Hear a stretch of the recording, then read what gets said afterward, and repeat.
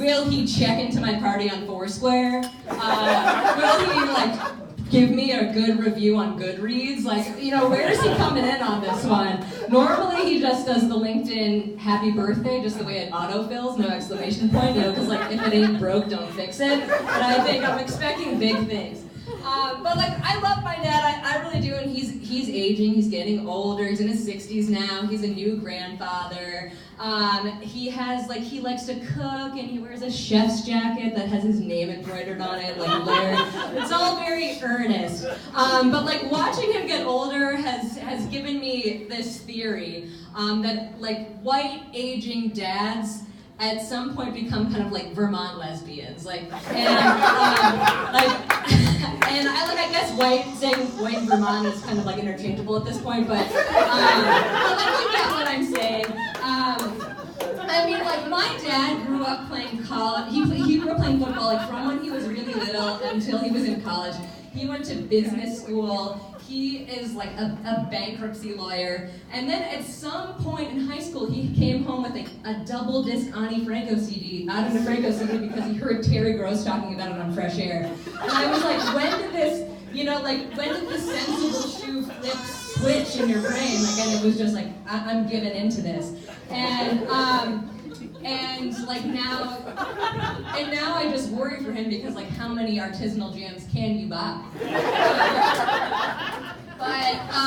But like, more than anything, what I just want for him and all the old aging lesbian dads out there is to have like their own kind of like Lilith Fair, where like it's headlined by Eddie Vedder, but just playing this later stuff where he got really into playing bongos, and like it's exclusively selling Land's End jackets and like things that go around your glasses so they don't fall off your neck, and like that's where I hope that he lives out the rest of his days, you know, and like there's a farmer's market on Tuesdays and it's like a joyful time for him.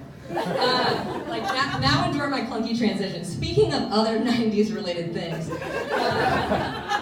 I figured out what my very worst quality is. This was from a conversation that I had with Kayla and Isaac.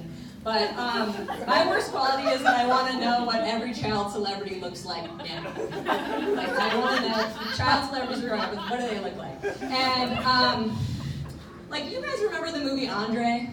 Like 1994, girl befriends a seal. I don't know how you befriend this, but she befriends a seal. They do like coordinated dances together.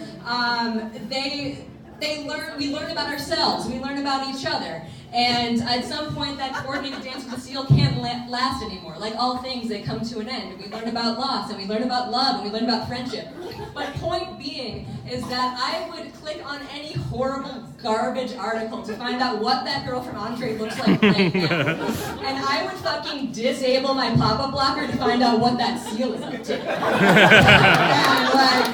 I would enable the flash player. I would jeopardize the cookies to find out that seal died of natural causes in a beautiful marine conservancy and just set out on a Viking funeral, you know?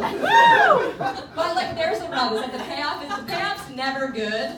And like, all we want is to find out that there's like some bizarre fall from grace. And like, I'm like, how great would it be, the satisfaction of like clicking on that article and finding out that seal is like slinging burgers at a titty bar in Del Rey. You want to know that. Or diamonds where I work. I have to leave right now. And like, sometimes I think that the saddest part of John Benet Ramsey getting murdered is that I can't click on the article that says,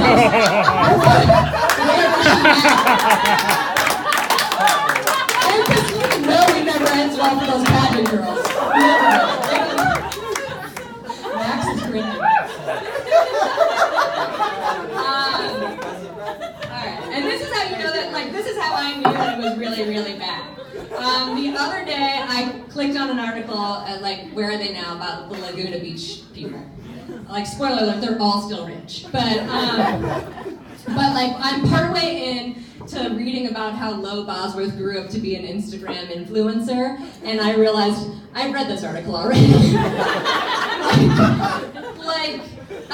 life handed me a second chance not to wade through pop-up Cialis articles, and I shat the bed because I wanted to know if Talon still skateboarded recreationally. And he doesn't, and he's having a baby now. Next funky transition. Speaking of babies, I was at the gynecologist the other day. Keeping it toit. Just kidding, it was a routine situation. The first person to come to my room turned to me. The first one who came in was like, "Hi, I'm a medical student. I'm just going to be asking you some preliminary questions."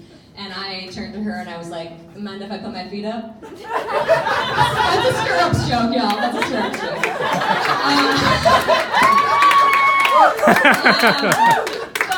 But no, really, she was. So her first question to me was like, "Do you have a boyfriend?" Which is an exceedingly frustrating and like normal question that people ask to talk about sexual health. And I was like, "No," but I had to like recover from that. But I was like, "No, but I'm out there in the world." And I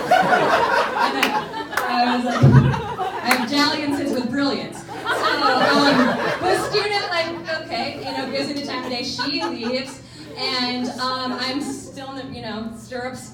Legs on the stirrups. I'm waiting for the doctor to come in, but right before the doctor comes in, I hear this student briefing the doctor outside, and she is like, "Patient inside says she does not have a boyfriend, but she is out there." And it was maybe one of the most horrible things to ever hear. To have that process back to me, and I was thinking after we die, all of our feelings and shortcomings should be delivered to us in this exact way. I should be sitting in purgatory with my legs in stirrups. I don't know, I'm Jewish, is that what purgatory is like?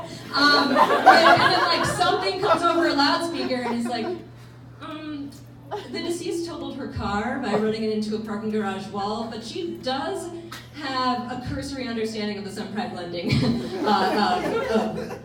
market.